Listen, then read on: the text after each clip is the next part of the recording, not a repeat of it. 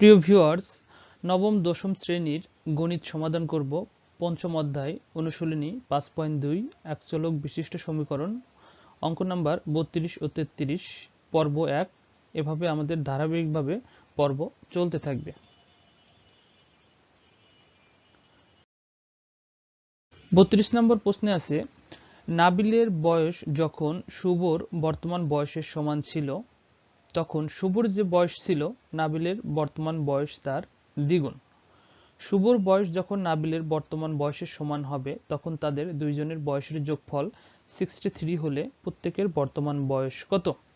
তাহলে প্রথম অংশটুকু পড়ে আমরা বুঝতে পারলাম নাবিল এবং শুভ এই দুইজনের ভিতরে একজন বড় এবং একজন ছোট। তাহলে একজনের বয়স বেশি এবং একজনের বয়সের কম, তাহলে দুইজনের বয়সের একটা পার্থক্য থাকবে। তাহলে আমরা সেই পার্থক্যটাই ধরে নেব এবং পার্থক্যটা বেশি হবে হচ্ছে নাবিলের। তাই আমরা প্রথমেই ধরে নিয়েছি, মনে করি নাবিল ও শুভর বয়সের ব্যবধান অর্থাৎ পার্থক্য হচ্ছে এ বছর। এবার আমরা আলাদা আলাদাভাবে দুইজনের বয়স ধরে নেব। প্রথমেই আমরা ধরে নেই শুভর বর্তমান বয়স x বছর। তাহলে যেহেতু বয়সের পার্থক্য এ বছর আর নাবিল যেহেতু বড়, এবার আমরা লিখতে পারি অতএব নাবিলের বর্তমান বয়স শুভর বর্তমান বয়সের সাথে এ বা পার্থক্যটুকু যোগ করলে নাবিলের বর্তমান বয়স পাওয়া যাবে x প্লাস এ বছর।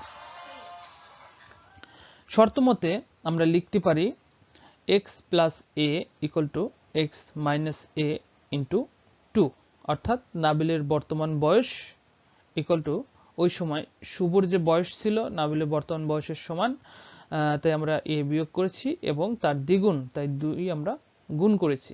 এবার আমরা ক্যালকুলেশন করব। ক্যালকুলেশন করলে পাই x plus A equal to 2x minus 2a। আমরা x এর ভ্যালুগুলো এক পাশে নিয়ে আসব এবং a এর ভ্যালুগুলো এক পাশে নিয়ে যাব।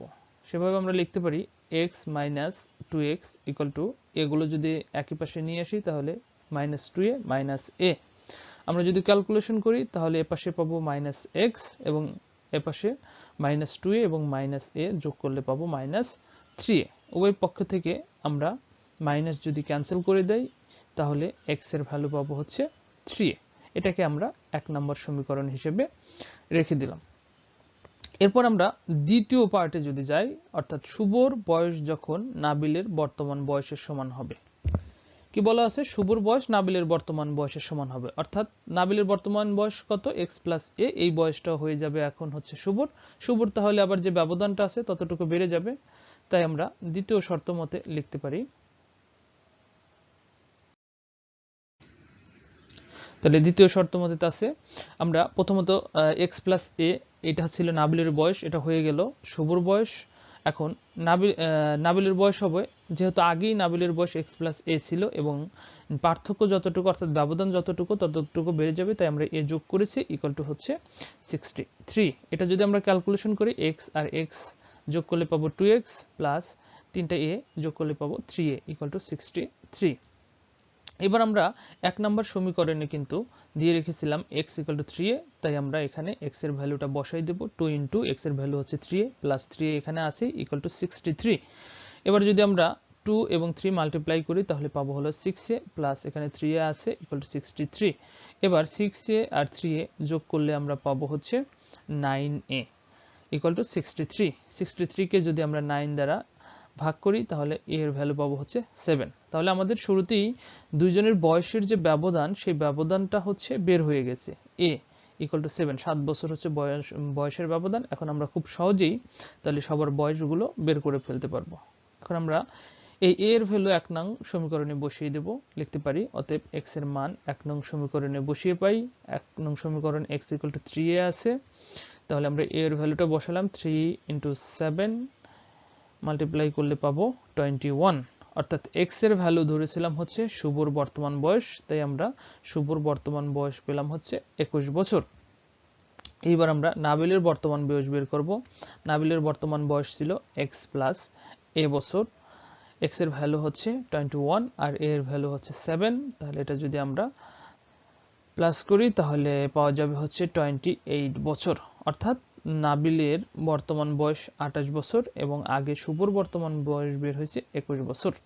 অতএব উত্তর, শুভর বয়স 21 বছর এবং নাবিলের বয়স 28 বছর। এটাই এই অঙ্কের উত্তর। এরপরে আমরা দ্বিতীয় ম্যাথে যাব, অর্থাৎ 33 নম্বর সমাধানে যাব। তাহলে আমরা দেখতে পাই 33 নম্বরে বলা আছে, বাসে ওঠার লাইনে সোহাগের পিছনে যতজন দাঁড়িয়ে আছে সামনে তার থেকে 2 জন বেশি দাঁড়িয়ে আছে। তার পিছনে যতজন দাঁড়িয়ে আছে সম্পূর্ণ লাইনে তার 3 গুণ যাত্রী। লাইনে কতজন যাত্রী দাঁড়িয়ে আছে?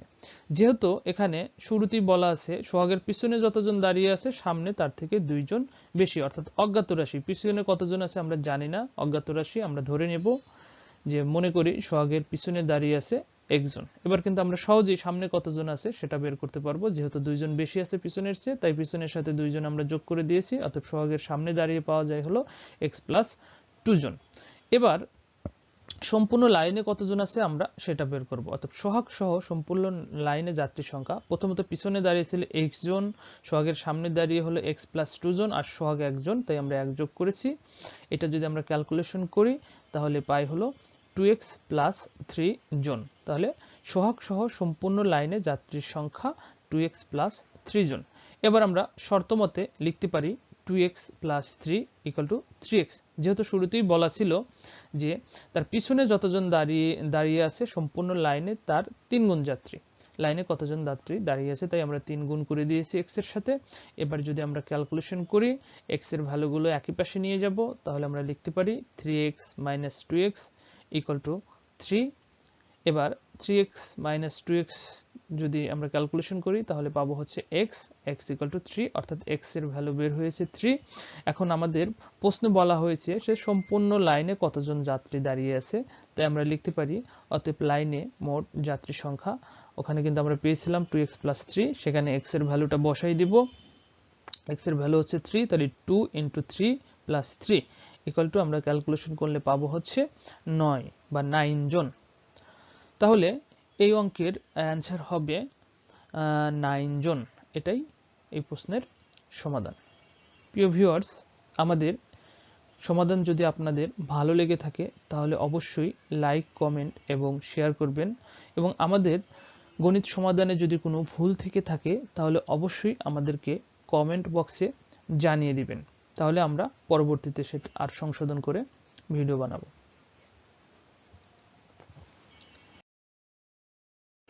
আমাদের পুরো ভিডিওটি সম্পূর্ণরূপে দেখার জন্য আপনাদের সবাইকে ধন্যবাদ।